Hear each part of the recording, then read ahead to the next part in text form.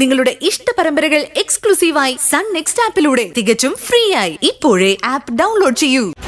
അവന്റെ അഡ്രസ് ഞാൻ സ്വാമിയേട്ടന്റെ വാട്സാപ്പിൽ അയച്ചു തരാം. എവിടെയോ എന്തോ സംഭവിച്ചിട്ടുണ്ട്. അല്ലെങ്കിൽ ഇങ്ങനെ തെറ്റാൻ ഒരു വഴിയില്ല. അവന്റെ വീട്ടിൽ പോയിട്ട് അവന്റെ അച്ഛനെ അമ്മയൊക്കെ കണ്ടതുകൊണ്ട് എല്ലാവരും വലിയ സന്തോഷത്തില.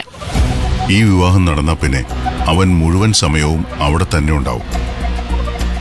ദേവിക്കായിരിക്കും ഏറ്റവും കൂടുതൽ ബുദ്ധിമുട്ടുണ്ടാവുന്നത്.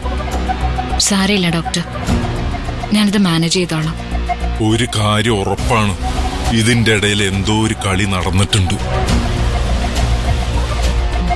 ഇപ്പൊ അവൻ വിജയിച്ചു നിൽക്കുക. അവൻ പറഞ്ഞതെല്ലാം ശരിയാണെന്ന് വന്നില്ലേ? ഇനിയിപ്പോ നമ്മൾ എന്തു ചെയ്യും? ദേവിക ഇനി എന്തു പറഞ്ഞാലും വീട്ടിലുള്ളവർ വിശ്വസിക്കില്ല. അങ്ങനെ വിശ്വസിക്കണമെങ്കിൽ അവനെക്കുറിച്ച് വിശ്വാസയോഗ്യമായ ഒരു തെളിവ് കിട്ടണം. അത് ശരിയാ, എല്ലാവർക്കും വ്യക്തമായി മനസ്സിലാക്കാൻ പറ്റുന്ന ഒരു തെളിവ് കിട്ടിയേ പറ്റൂ. സ്വാമിയേട്ടനെ എങ്ങനെയെങ്കിലും സഹായിക്കണം. ഇല്ലെങ്കിൽ എനിക്ക് എല്ലാവരുടെ മുമ്പിൽ തല താഴ്ത്തി നിൽക്കേണ്ടി വരും. പേടിക്കണ്ട, ഞാൻ എന്തെങ്കിലും ഒരു വഴി കണ്ടെത്താം. ഈ അച്ഛനും അമ്മയും പെട്ടെന്ന് പ്രത്യക്ഷപ്പെട്ടതിന്റെ പിന്നിലുള്ള രഹസ്യം ഞാൻ കണ്ടുപിടിച്ചോളാം. ദേവിക ധൈര്യമായിട്ടിരിക്കും.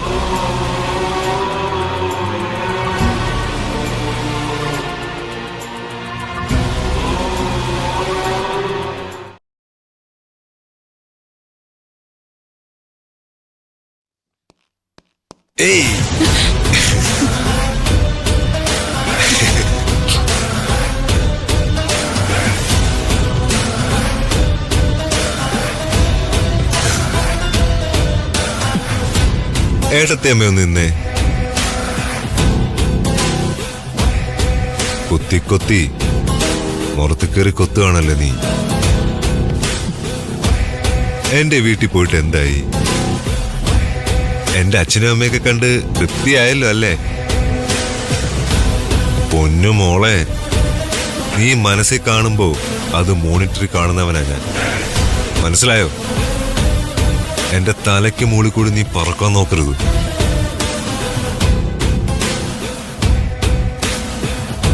എടി, തലയ്ക്ക് മീതെ വെള്ളം വന്ന അതിനു മേലെ വെള്ളം.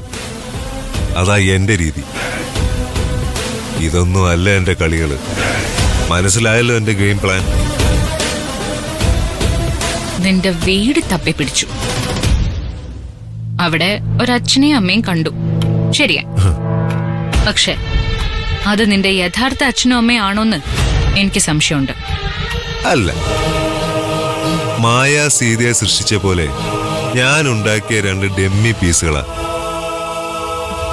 നിനക്ക് എന്ത് ചെയ്യാൻ പറ്റും? എന്റെ പിന്നാലെ ഉള്ള നിന്റെ അന്വേഷണം അലച്ചിലും നിർത്തുന്ന നിനക്ക് നല്ലത്. അത് നീ മരണത്തെ പിന്തുടർന്ന് പിടിക്കുന്ന പോലായി പോവും. ചുമ്മാ വരട്ടല്ലേ, അങ്ങനെ ഭയപ്പെടില്ലല്ലോ ഞാൻ. നിന്റെ അച്ഛനെയും അമ്മയും ഇതുവരെ നിന്റെ കൂട്ടുകാർ പോലും കണ്ടിട്ടില്ല. അവർക്ക് നിന്നെ പറ്റി കൃത്യമായിട്ട് ഒരു വിവരവും ഇല്ല. ആകെ അറിയാവുന്നത് 12ാം വയസ്സിൽ ജുവനൽ ഹോമിൽ പോയിട്ട് അവിടുന്ന് മതില് ചാടിപ്പോയ ഒരു ഗജ ഫ്രോഡിനെയാ. ഓ, ഇത്തരം വിവരങ്ങളൊക്കെ നിനക്ക് ആരാ തരുന്നത്? ശേഖറാണോ നിന്റെ ഇൻഫോമർ? അതിന് ശേഖർ മാത്രമല്ലല്ലോ നിന്റെ കൂട്ടുകാരനായിട്ടുള്ളത്. ആര് പറഞ്ഞാലെന്താ, വിവരങ്ങളൊക്കെ കൃത്യമായിട്ട് എനിക്ക് കിട്ടും.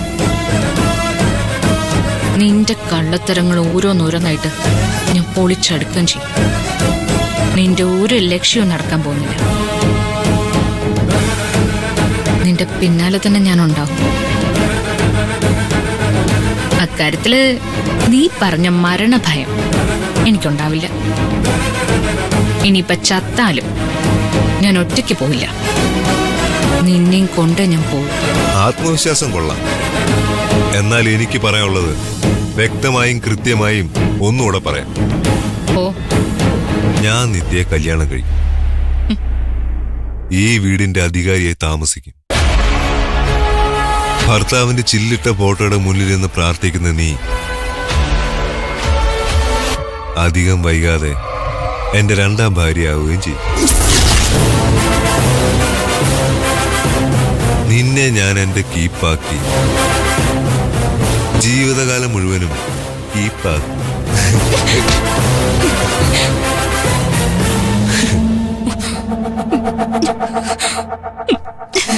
ഒച്ച വെച്ച് ആളെ വരുത്തണ്ട. പിന്നെ ആളും തരവും നോക്കി കൈ വീശണം. ഇല്ലെങ്കിൽ താമരത്തണ്ട് പോലത്തെ കൈയ് പ്ലാസ്റ്ററിനുള്ളിലോ. നീ പറഞ്ഞില്ലേ എന്റെ കൂട്ടുകാർക്ക് പോലും എന്നെ പറ്റി വ്യക്തമായ ധാരണയില്ലെന്ന്. അത് ശരിയാ. ആർക്കും പിടികൊടുക്കാത്തൊരു ഷരത്തുണ്ട്, ആർക്കും മനസ്സിലാക്കാൻ പറ്റാത്തൊരു ഷരത്തുണ്ട്. എന്ത് ചെയ്യാനും മടിക്കത്തില്ല. പറഞ്ഞത് മനസ്സിലായോ?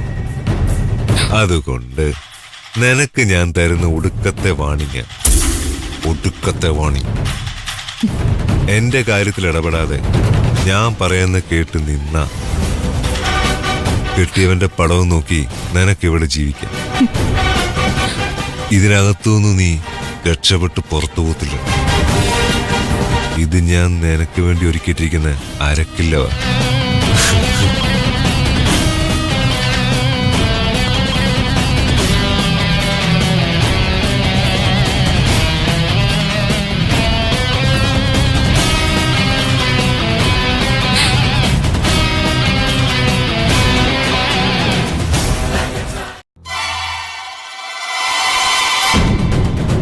ഞാൻ പറഞ്ഞത് ഡാഡി കേട്ടില്ലെന്നുണ്ടോ? കേട്ടു. 5 ലക്ഷം രൂപ വിശാലിന് അല്ലേ? പത്തിയുടെ അടുത്ത് നിൽക്കുന്ന പാമ്പാണവൻ. ഒത്തിയെ അടങ്ങൂ. അവന്റെ ബ്ലാക്ക് മെയിലിങ്ങിനും ഭീഷണിക്കും ഒന്നും എന്നെ കിട്ടത്തില്ല. പിന്നെ നിനക്ക് എന്ത് ചെയ്യാൻ പറ്റും? നിന്റെ ഈ വാശിയും വൈരാഗ്യവും പിടിവാശിയും ഒക്കെ ഇനിയെങ്കിലും ഒന്ന് കളയും. നമുക്ക് നമ്മുടെ ജീവിതം വേണമെങ്കിൽ ഒന്നേന്ന് തുടങ്ങാൻ പറ്റും, അങ്ങനെ നമ്മൾ വിചാരിച്ചാൽ. എന്തായാലും കൊള്ളാം. 5 ലക്ഷം രൂപ ചോദിക്കുന്നതിനൊരു മര്യാദയൊക്കെ ഇല്ലേ? 5 ലക്ഷം രൂപയല്ലേ അവൻ നിന്നോട് ചോദിച്ചോളൂ. എന്നോട് ചോദിച്ചതേ അക്ഷര ഹോസ്പിറ്റലാ. അതും ശ്രുതിമോളുടെ പേരും പറഞ്ഞ് വിലപേശിയിട്ട്. ഏയ്, ഇതൊന്നും നടക്കാൻ പോകുന്ന കാര്യങ്ങളല്ല. നടക്കാൻ പോകുന്ന കാര്യങ്ങളെല്ലാം നമുക്ക് പറയാൻ പറ്റും, പക്ഷെ അവൻ നടത്തിയെടുക്കും. രണ്ടും കൽപ്പിച്ചൊരുത്തിന് ഇറങ്ങി തിരിച്ചാൽ പിന്നെ നമുക്ക് എന്ത് ചെയ്യാൻ പറ്റും? 5 പൈസ ഞാൻ കൊടുക്കില്ല. എങ്ങനെയെങ്കിലും ആ പൈസ കൊടുത്ത് അവനെ ഒഴിവാക്കി വിടാൻ നോക്ക്. കാലിൽ ചുറ്റിയ പാമ്പാണവൻ. അല്ല, കാലിലല്ല, കഴുത്തിലാണ് ചുറ്റിയിരിക്കുന്നത്. ഒറ്റയടിക്ക് അവൻ തകർക്കാൻ ശ്രമിക്കുന്നത് നിന്റെയും കുഞ്ഞിന്റെയും നിരഞ്ജന്റെയും ഈ കുടുംബത്തിന്റെയൊക്കെ മൊത്തം സമാധാനമാ. ഓ, അല്ലെങ്കിൽ ഇവിടെ എന്ത് സമാധാനം? എനിക്ക് നിന്നോട് തർക്കിക്കാനൊന്നും പറ്റില്ല. നിരഞ്ജൻ ഇതൊന്നും അറിയരുത്. അത് മാത്രമേ എനിക്ക് നിന്നോട് പറയാനുള്ളൂ. അറിഞ്ഞാലും അറിഞ്ഞില്ലെങ്കിലും എനിക്കൊന്നുമില്ല. എന്നെ മനസ്സുകൊണ്ട് വേർപിരിഞ്ഞു പോയവരാ ഞാനും അയാളും. അതുകൊണ്ട് തന്നെ അതൊന്നും ഓർത്ത് എനിക്ക് പേടിയില്ല. പക്ഷേ എന്നെ വിരട്ടി വിലപേശി കാശ് വാങ്ങിക്കാൻ ഞാൻ ഒരാളെയും സമ്മതിക്കില്ല. വരുന്നത് വരുന്നിടത്ത് വെച്ച് കാണാം. സമാധാനത്തിനും സന്തോഷത്തിനും വേണ്ടി ഞാൻ ആരുടെയും പുറകെ പോകുന്നുമില്ല. ഞാൻ പറഞ്ഞില്ലേ, കാണാം. എന്റെ മനസ്സിലൊരു പ്ലാൻ ബി ഉണ്ട്. അത് വെച്ച് എന്ത് ചെയ്യുമെന്ന് കാണിച്ചു തരാം.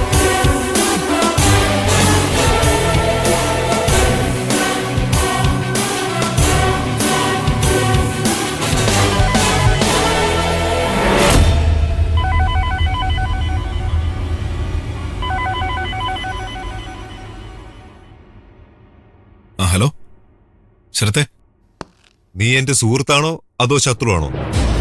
അത് നിനക്ക് ഇതുവരെ മനസ്സിലായിട്ടില്ലേ? എന്റെ എല്ലാ രഹസ്യങ്ങളും ഏകദേശം അറിയാവുന്ന ഒരാളാ നീ. നീ എന്നെ ചതിച്ചു, അതിലെനിക്കിപ്പോ ഒരു സംശയമില്ല. സംശയം തോന്നിയെങ്കിലേ നീ എന്റെ സൗഹൃദം അവസാനിപ്പിച്ചേക്ക്. ഇപ്പൊ എന്താ നിന്റെ പ്രശ്നം? നീ ദേവികയെ കണ്ടിരുന്നു? ഇല്ല. എന്താ കാര്യം? ആരോ എന്നെ കുറിച്ച് ദേവികയോട് ചില കാര്യങ്ങൾ പറഞ്ഞു കൊടുത്തു. അത് നീയാണോന്നറിയാൻ വേണ്ടി വിളിച്ചതാ. ഇതുവരെ ഞാൻ ദേവിയോടൊന്നും പറഞ്ഞു കൊടുത്തിട്ടില്ല. പക്ഷേ ഇനിയും നീ അവരെ ദ്രോഹിക്കാനാണ് പ്ലാനെങ്കിൽ എനിക്ക് ചിലതൊക്കെ അവരോട് പറഞ്ഞു കൊടുക്കേണ്ടി വരും. മരിച്ചുപോയെങ്കിലും സുധി എന്റെ സുഹൃത്തായിരുന്നു.